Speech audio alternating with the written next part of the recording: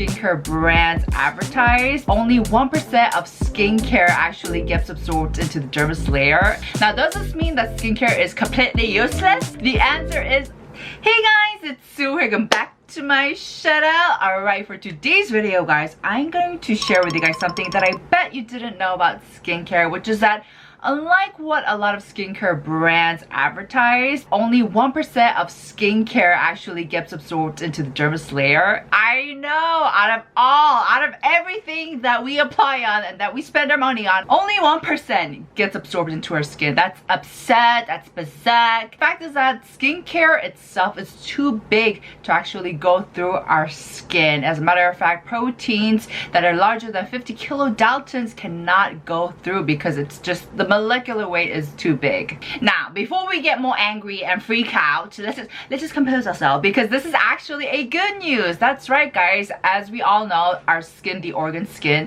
is not here to absorb everything and to look plump and to look as what all of the skincare brands advertise. But as a matter of fact, they're here, or it is here, to block out all of the environmental and external and physical insults that might hurt us. So it's actually a good thing. It's like they're just doing their job. Now, does this mean that skincare is completely useless? The answer is no. So the epidermal layer is composed of dead skin cells, and that is what needs the moisture. That is what the skincare is for. It's going to help that layer of the skin cells kind of, you know, moisturize, plump it, and make it glow. And that's why when you use skincare, you can actually visibly see that your skin looks healthy, glowing, moisturized, as opposed to it being flaky, dry, really red, irritated, etc. And by applying skincare, you basically make an ideal conditioned environment for your skin barrier to function healthily. So I've talked about this before, right? One of the most important goals of skincare is to help provide that perfect environment so that our skin can do its actual job. So I'm talking about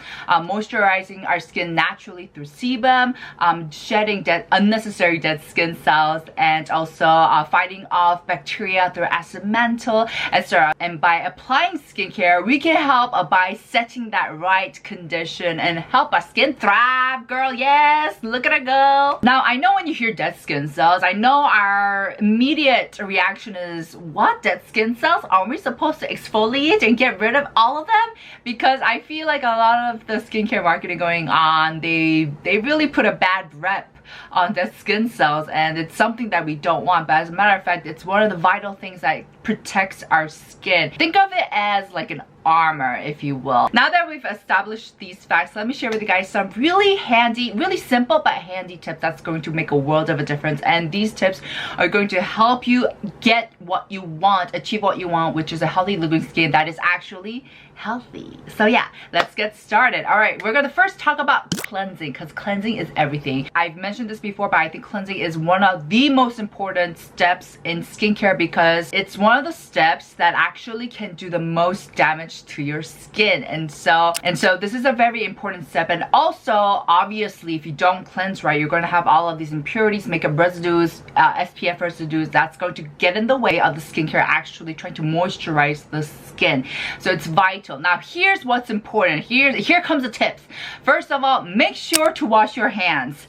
This is so important. If you don't wash your hands and you go straight into cleansing or doing your skincare, you're basically putting all that bacteria onto your face, and you don't know where your hands been. I don't know where my hands been. I don't know what my hands touched. And that's why I always make sure to wash my hands anytime I do cleansing or skincare. When I'm applying skincare, I'm very strict with it. And so that is the first step. When you cleanse, make sure to know what your skin wants and doesn't like, and make sure to use cleansing products accordingly. So for example, if you have sensitive skin, I highly recommend milk cleansers or enzyme cleansers. These are definitely more gentle for your skin, and I personally love cleansing milks. I think they did so much to restore my damaged skin barrier. And the real tip here is to don't overdo it, okay? Don't go cray-cray with cleansing, alright? I've noticed that there's a lot of fads and trends when it comes to cleansing. Like, we have the double cleansing. Well, double cleansing I don't think is a trend anymore. It's got its roots really deep into the ground in terms of K-beauty and skincare. But we also have that 1-minute cleansing routine.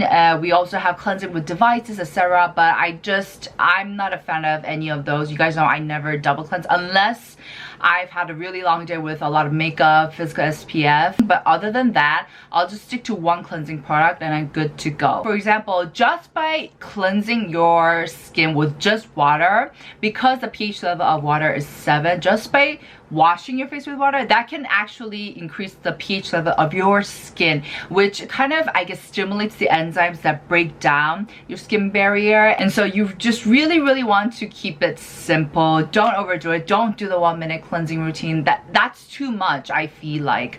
Just make sure that you're doing a thorough job and getting everywhere, and just rinse that out, baby. Let's go to the next step, okay? All right, moving on to the second tip. How you apply is so important. As a matter of fact, I think it's so much more important. How you apply is so much more important than what you apply.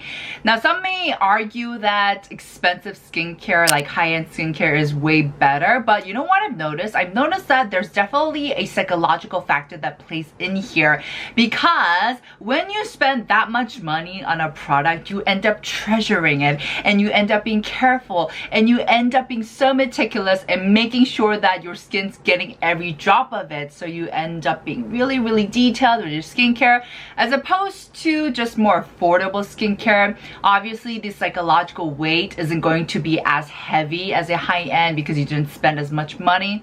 So you end up being a little, you know, a little bit sloppy, if you will. You might be like, just slap it up and I'm done, hence not rendering the effective results, the desired results that you want. But no matter what you're applying on, it's so important that you take the time to absorb everything in. If you just smear it on and leave it, it's going to eventually evaporate, and that might actually make your skin even more drier, because as it evaporates, it might also take the moisture that was originally in your skin with it. So make sure to press it in, tap it in, slap it in, talk, you know the drill, and you will see a difference in the results. Now, here's a tip. Make sure to give some time between each steps of like the different categories you might apply, a couple of seconds, and that will give the skincare some time to actually seep into your skin. So that's a little tip I have, and that's why you guys know that after I do my skincare and I put on my SPF,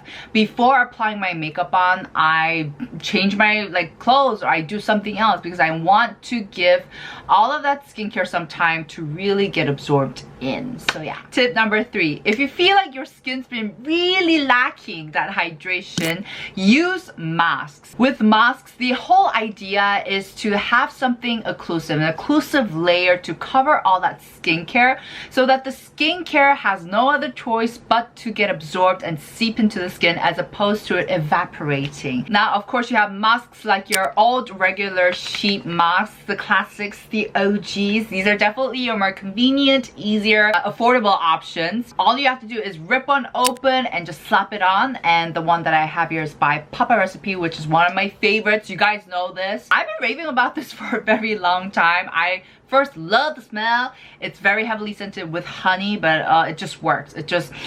oh, I just want to drink it all up. And the tip I have here when it comes to sheet mask is that, you know, when you take out the mask, you have a lot of essence left over. Usually a lot of people will apply it after they've done the sheet mask. So they'll do 10 minutes, they'll take it off, and then they'll take the remaining essence and put it on. My special tip here is that I recommend first scooping all of the essence first, putting it all over, and then covering the mask. That way you'll make sure you're getting all of that skincare. You're making sure everything's seeping in, absorbing in. So that's a little tip I have. It will make a world of a difference. So sheet masks are great. They're really easy. Anyone can do it. You can take them anywhere, and so they're definitely easier options. But if you want to take it to the next level, I highly recommend modeling masks. Guys, my latest obsession. I'm so obsessed with modeling masks. This is the One Thing modeling mask that comes in these one-use packets that I was telling you guys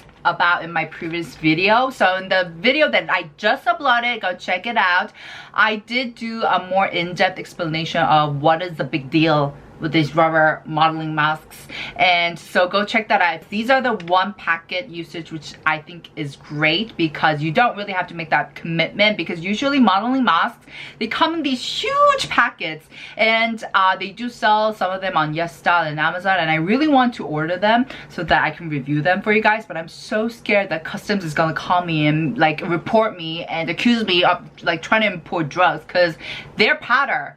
And I feel like powder has a bad rep in terms of customs, you know? So basically with modeling masks, the whole idea and the concept is that they create this real airtight occlusive cover on top of your skin so that all of that skincare, hydration, active ingredients gets absorbed in, and the effects are just, oh, chef's kiss. And actually it is for exactly for that reason I don't do it every day. As much as I love the effects, I love how it cools and calms and hydrates my skin, I don't do it every day because, girl, everything in moderation, alright? 과유불급. Because it's so effective in getting everything absorbed in, it might actually break your skin out. It might be too much. It's like, try and imagine eating a truck ton of salad. We all know salad is good for your skin, but girl, if you try to eat a truck ton, that's gonna kill you. And I try to do this maybe 2 times, 3 times a week, but definitely no more than that. Just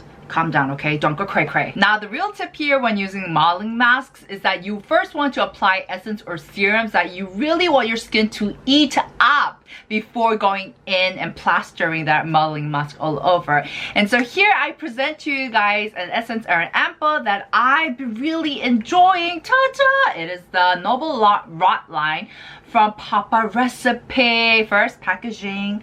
I love the gradation. Now, the Noble Rot line from Papare시피 is their anti-aging line with their very special patented ingredient, Noble Rot. And I know what you guys are thinking, like rot, like Sue, did you just say rot? Because I know rot isn't the most ideal word you want to see on skincare, that's for sure.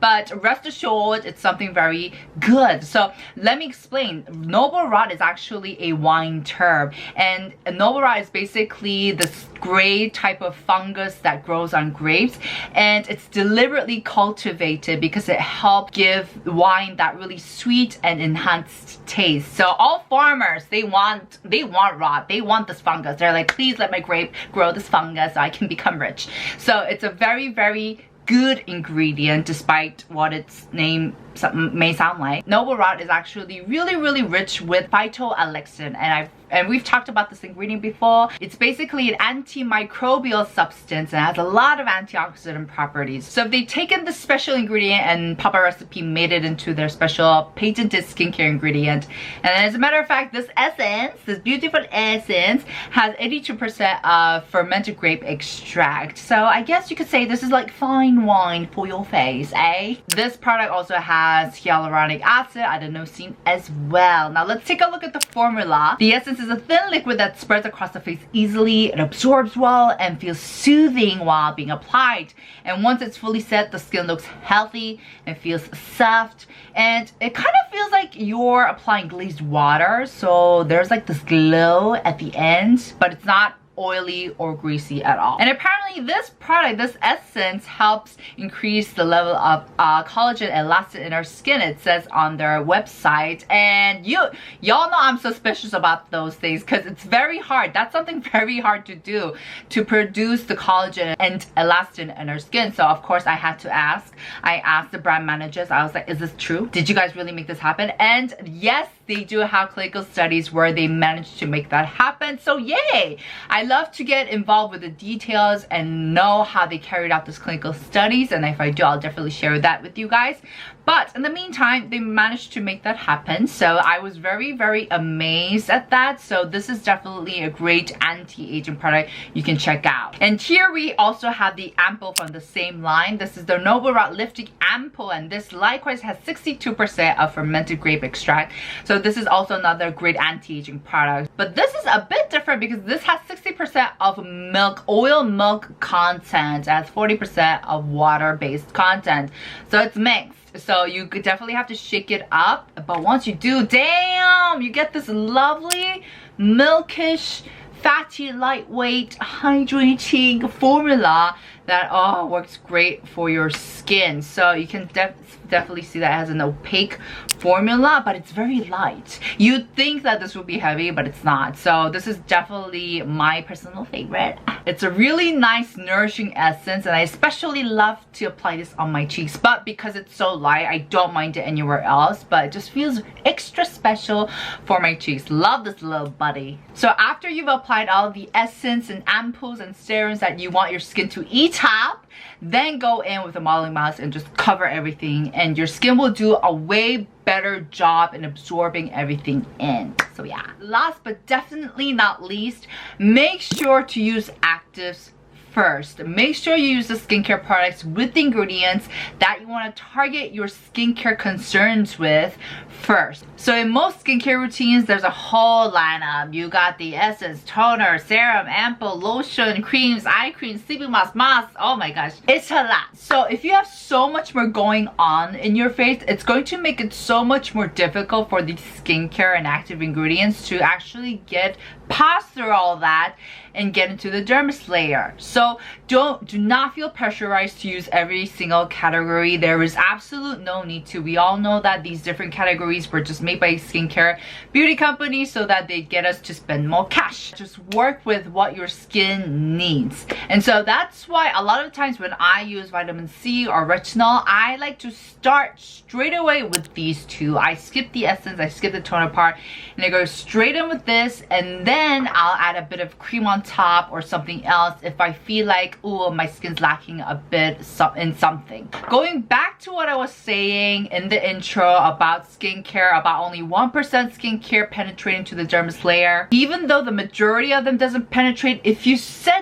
create the right condition, some of it might have a better chance in seeping in. So first, we gotta lower the pH level, and also the ingredient has to be hydrophilic and lipophilic, and it also has to be really small enough. The molecular weight has to be small enough to penetrate, and if all of those conditions check, the ingredient might make it past the dermis. And vitamin C is one of the ingredients, L-ascorbic pure vitamin C is one of the ingredients that is able to do that, and it doesn't clog up the pores. And that is why every dermatologist is saying vitamin C, vitamin C, vitamin C, vitamin C, and it's because it's one of the ingredients that can actually get past our skin into the dermis layer and help with the collagen production. So if you start off your skincare with this straight off the bat, it won't get blocked or interfered by any other water or fat content from other products or the categories that you might have used, and it can get straight into work.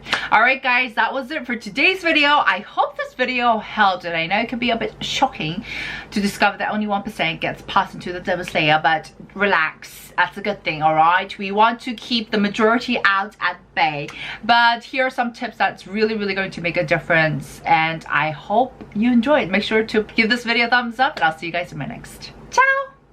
I'm sweating already, guys. I'm sweating already. This is insane. Why am I sweating?